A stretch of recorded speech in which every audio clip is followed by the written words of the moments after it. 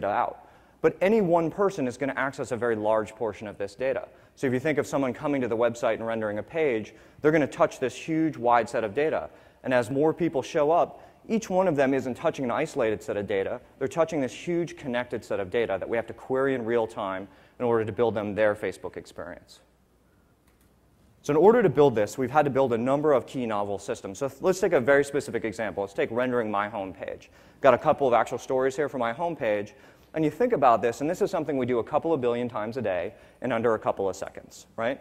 We need to build this home page for people, and the first question I need to answer is, amongst the hundreds or thousands of friends that I have that are each doing tens or hundreds of things, meaning tens of thousands of stories happening in my network, what are the 45 most interesting things that are happening, or the most current things that are happening, and how do I show them to you on my home page?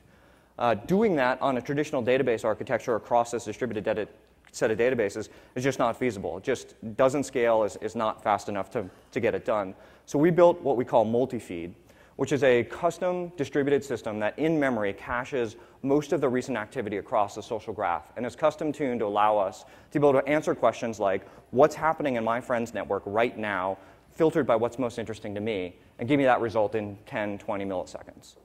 Once we get the result from this system without touching any single database or using any traditional software architecture, we then need to fill out the data that's in there, because part of the Facebook experience is this rich, immersive photos, comments, likes, all of the data around the story, not just a little text snippet of what happened.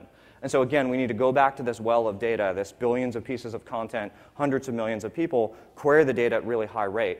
So we took a piece of open source software, Memcache, deployed it, and customized it very heavily in order to scale to meet our needs. So we're servicing millions, 50 million operations a second via Memcache in order to fetch this large set of data, photos, comments, likes, all of the information about it in real time.